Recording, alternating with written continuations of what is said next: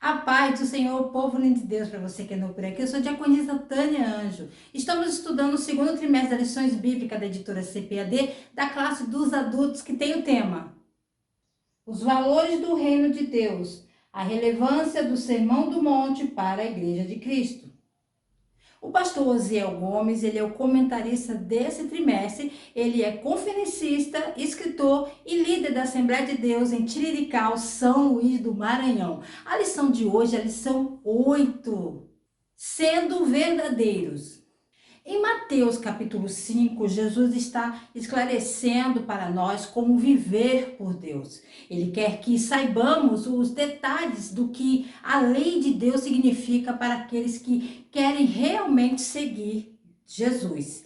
Ele quer que nos mostrar a manifestação externa de viver para Deus. Agora Jesus volta a sua atenção para a manifestação interna de viver para Deus. Ele volta a sua atenção para o que está acontecendo por dentro. Ele fala conosco na primeira metade do capítulo 6 de Mateus sobre dar, orar e jejum. Para os ouvintes de Jesus, dar aos pobres oração e jejum foram atos-chave de vida santa. Eles gostariam de fazer essas coisas para serem santos ou para parecerem santos. Jesus está abordando o que deveria estar acontecendo em nossos corações e mentes quando estamos fazendo esses atos sagrados. Assim como com Mateus capítulo 5, no capítulo 6, Jesus está nos chamando para a verdadeira vida divina. O texto áureo nos diz assim: Bem-aventurado o homem a quem o Senhor não imputa maldade e em cujo espírito não há engano. Salmos 32, versículo 2. A verdade prática nos diz assim: Jesus chamou de hipócritas as pessoas que praticam boas ações, não por compaixão ou outros bons motivos, mas para obter glória diante dos homens. A leitura bíblica em classe se encontra em Mateus capítulo 6, do versículo 1 ao 4. Pegue papel e caneta e anote as referências que aparecerão aqui no vídeo. Já quero agradecer aos novos inscritos que estão dando um voto de confiança ao nosso trabalho. E se você ainda não é inscrito, se inscreva nesse canal, curta, comente, compartilhe pelo menos com mais uma pessoa, que você estará ajudando esse canal a levar o ensino da palavra de Deus, ok? Então vamos lá. Tópico primeiro, o ato de dar esmolas e a hipocrisia. Subtópico 1, definição de hipócrita. No versículo 2 diz assim: quando, pois, deres esmolas, não faça tocar trombeta diante de ti, como fazem os hipócritas nas sinagogas e nas ruas, para serem glorificados pelos homens. Em verdade vos digo que já receberam o seu galardão. Uma humilde caminhada descomplicada com Deus tinha sido substituída por uma performance em horário nobre de religião.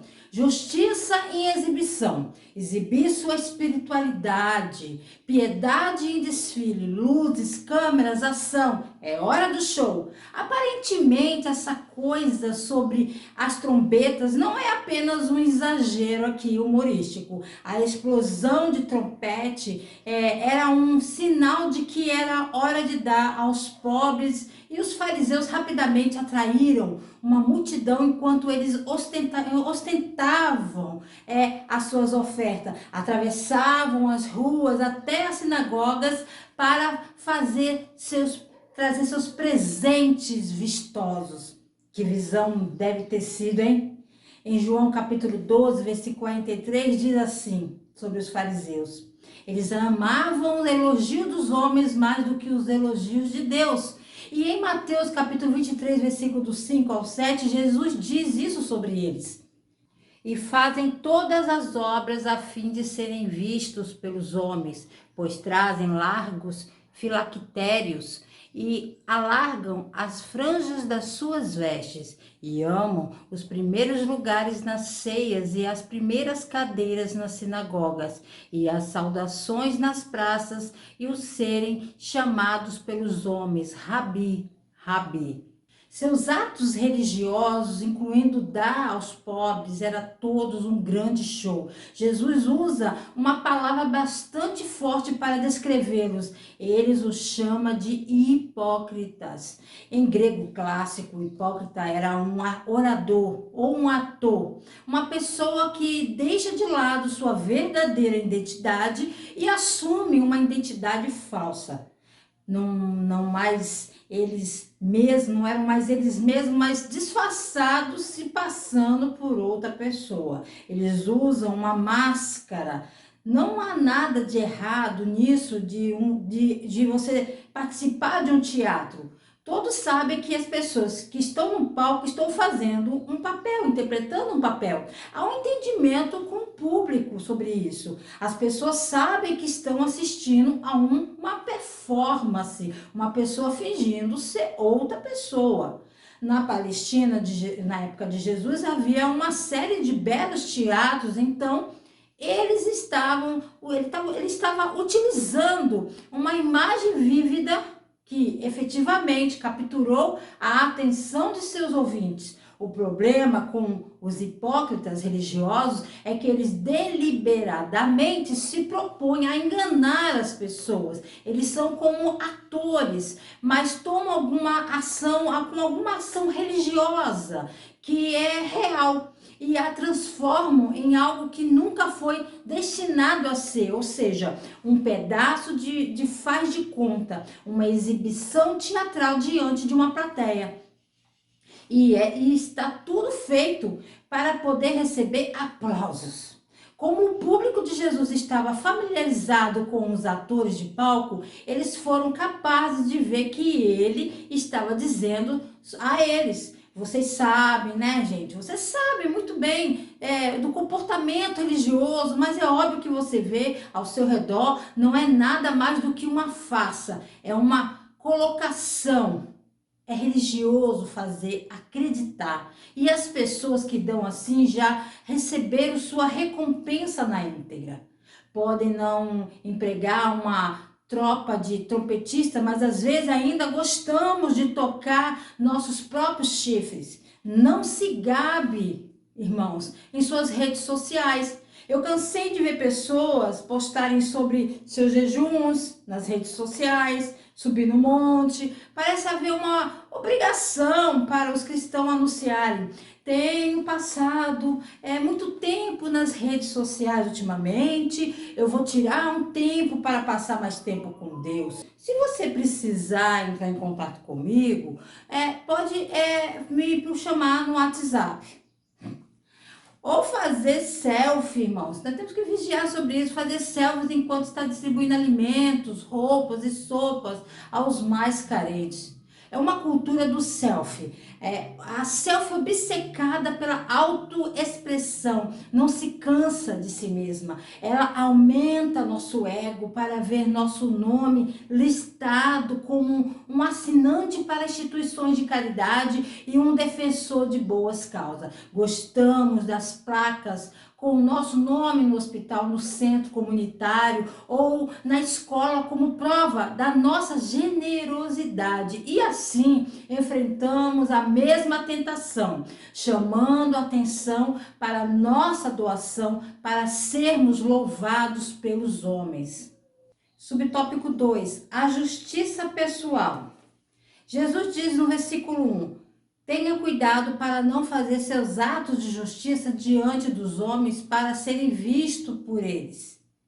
Em outras palavras, ele está dizendo para não fazer coisas religiosas com o único propósito de ser notado. Isso não é nada como o coração que Deus deseja. Na verdade, se é assim que damos, não teremos recompensa de nosso Pai que está no céu, porque estamos provando que não o deixamos mudar nossos corações. Interessante que Jesus disse em Mateus capítulo 5, versículo 16: deixe sua luz brilhar diante dos homens, que eles possam ver suas boas ações e louvar seu Pai no céu.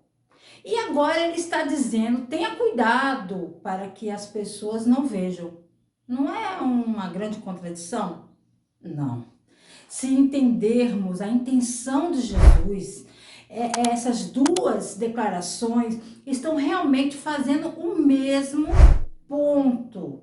Em Mateus capítulo 5, versículo 16, quando as pessoas veem nossas boas ações, elas devem louvar ao nosso Deus, não a nós. E em Mateus capítulo 6, versículo 1, Jesus diz para não fazer seus atos de justiça só para que os outros notem. Isso não trará nenhuma glória ao Pai, se você quiser que todos os elogios venham para você. Boas ações são para tornar Deus visível, não brilhar os holofotes sobre nós.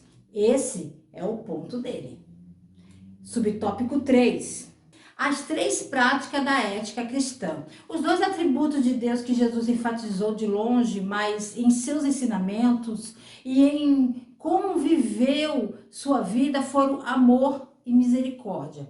Quando estudamos sobre a ética cristã, também conhecida como teologia moral, é um sistema ético multifacetado. É uma ética de virtude que se concentra na construção de caráter moral e uma ética que enfatiza o nosso dever. A ética cristã pergunta o que toda a Bíblia nos ensina sobre quais atos, atitudes e traços de caráter pessoal recebem a aprovação de Deus e quais não. Isso significa que a ética cristã nos ensina a viver. É importante estudar a ética cristã para que possamos conhecer melhor a vontade de Deus em nossas vidas e para que cada dia possamos caminhar de uma maneira digna do Senhor, totalmente agradável a Ele.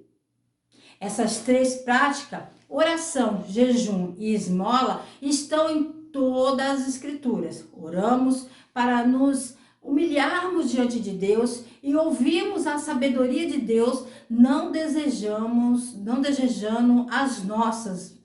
Ter um desejo genuíno e sincero de conhecer Deus, amá-lo e fazer sua vontade é a melhor maneira de facilitar essa cooperação. Nós jejuamos para derrotar a concupiscência da carne. Nós damos dinheiro aos pobres porque doar dinheiro nos ensina a não atorar e ajudar os necessitados. Um aspecto da justiça bíblica que muitas pessoas modernas lutam para entender é a responsabilidade coletiva.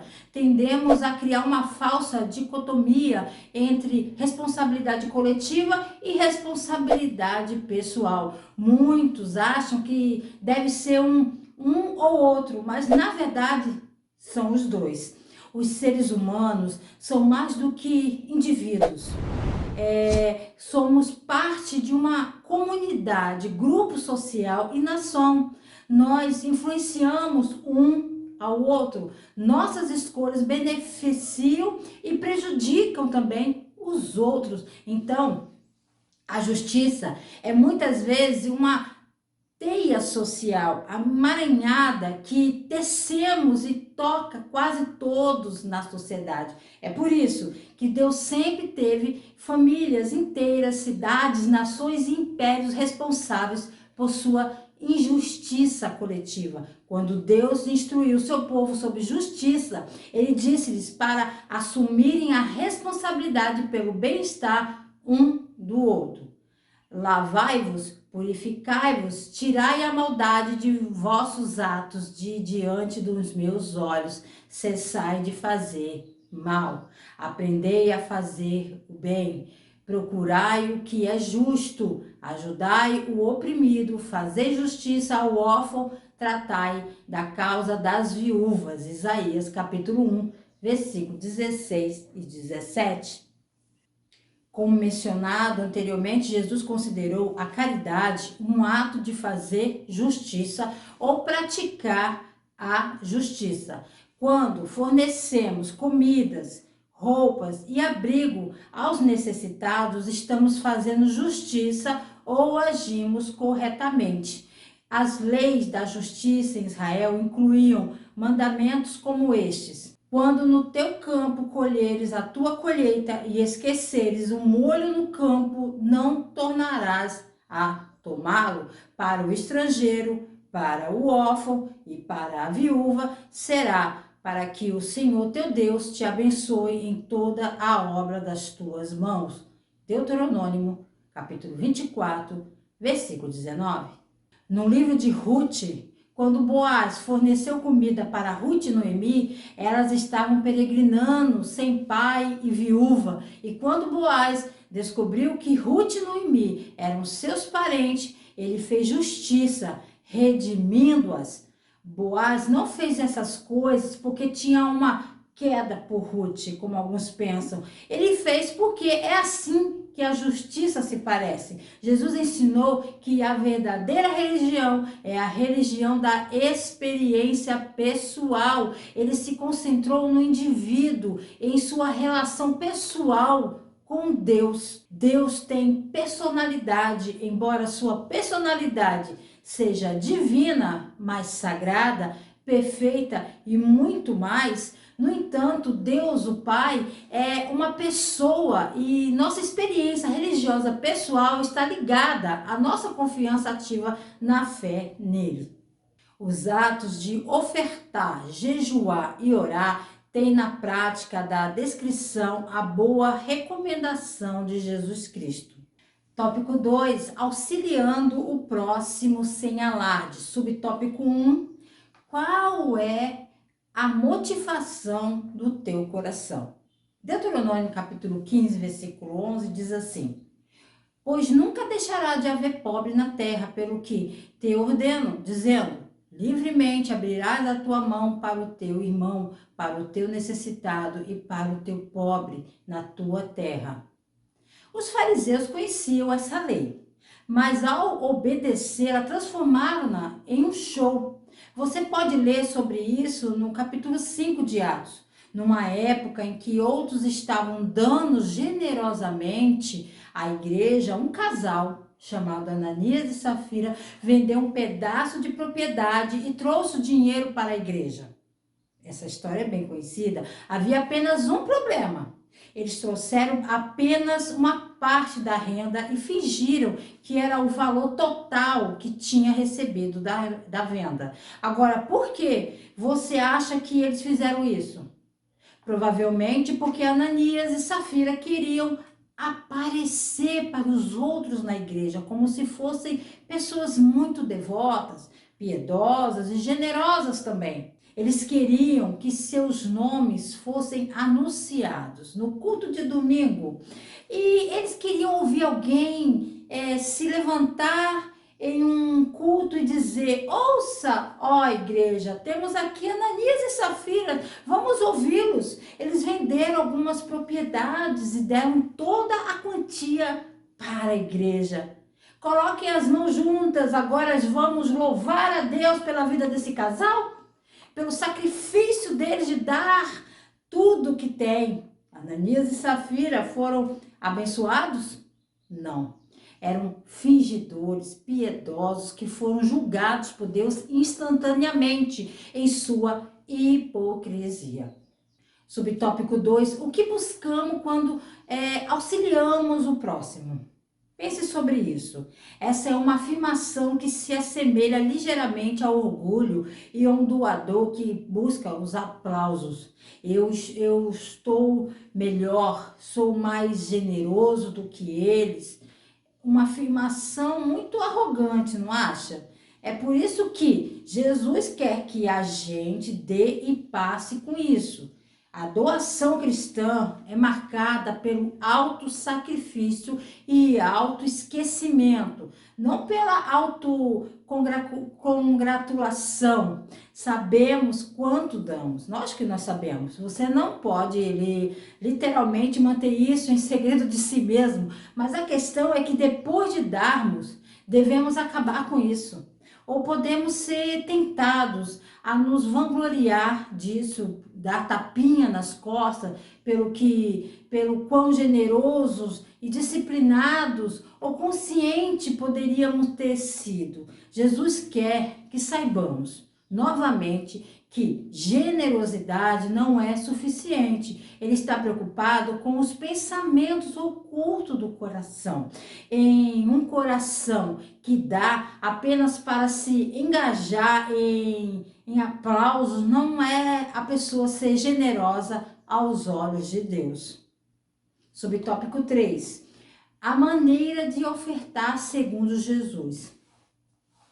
Nossa doação não é estar diante das pessoas esperando palmas para elas começarem a aplaudir, nem realmente de nós mesmos com a mão esquerda aplaudindo à direita, mas diante de Deus sozinho, em secreto. Então Jesus diz: mas quando você dá aos necessitados, não deixe sua mão esquerda saber o que sua mão direita está fazendo, para que sua doação possa estar em segredo, em secreto. Então, seu Pai, que vê o que é feito em secreto, irá recompensá-lo. Jesus que quer que saibamos que não somos como atores interpretando um papel. Os seguidores de Cristo vivem suas vidas autenticamente. Tudo que realmente importa para eles é o que Deus pensa.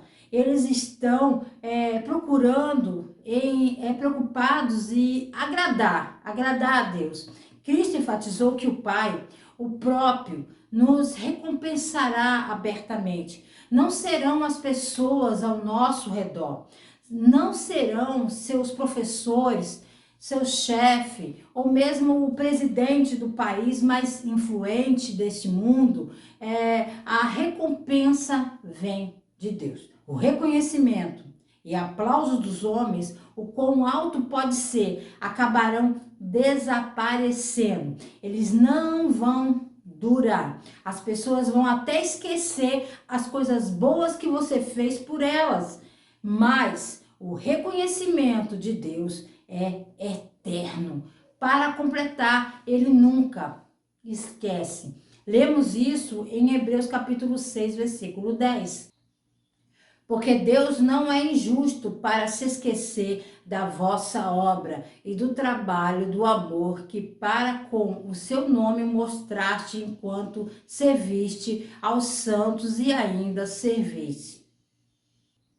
O Sermão do Monte nos estimula a estar plenamente consciente a respeito da motivação do coração no ato de ajudar ao próximo. Tópico 3, Deus contempla o bem que realizamos. Subtópico 1, o Deus que tudo vê. Agora, alguns podem tomar esta instrução tão estritamente que eles não vão escrever um cheque para a igreja ou fazer um pix. Eles têm razão, bem, o tesoureiro vai ver o meu nome, o quanto eu dei, o presente não será um segredo. Acho que isso faz uma grande racionalização se realmente queremos ser egoístas e mesquinhos. Mas Jesus está falando sobre motivos para dar e o que está acontecendo no coração enquanto se dá.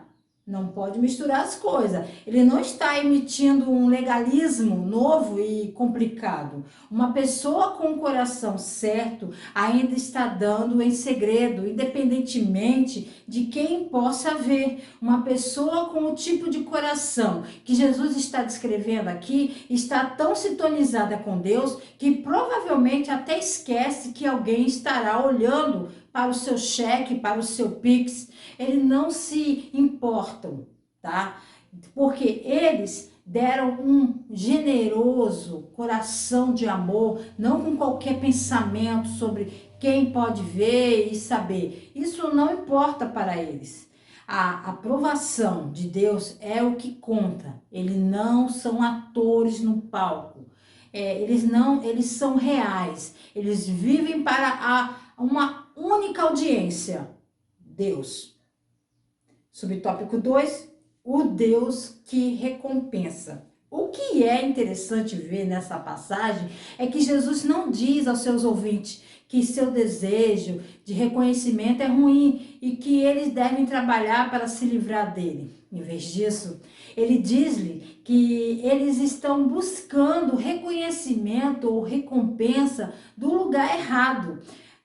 Como? Como Jesus os motiva a dar suas esmolas em segredo? Ele faz isso com a declaração que seu Pai que vê em segredo irá recompensá-lo. Jesus diz aos seus ouvintes, não que eles não devem desejar a recompensa, mas que eles devem desejar a recompensa adequada por seus atos do único que pode dar a eles.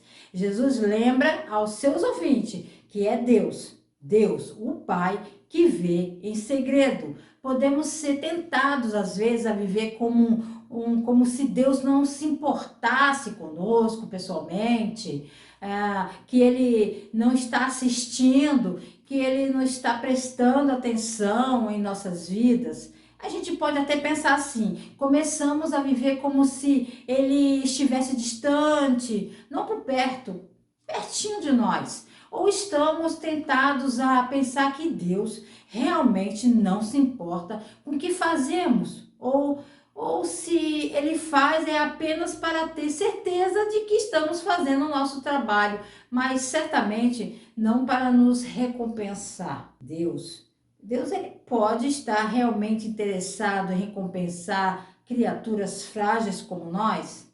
De acordo com Jesus, sim, Ele está sim.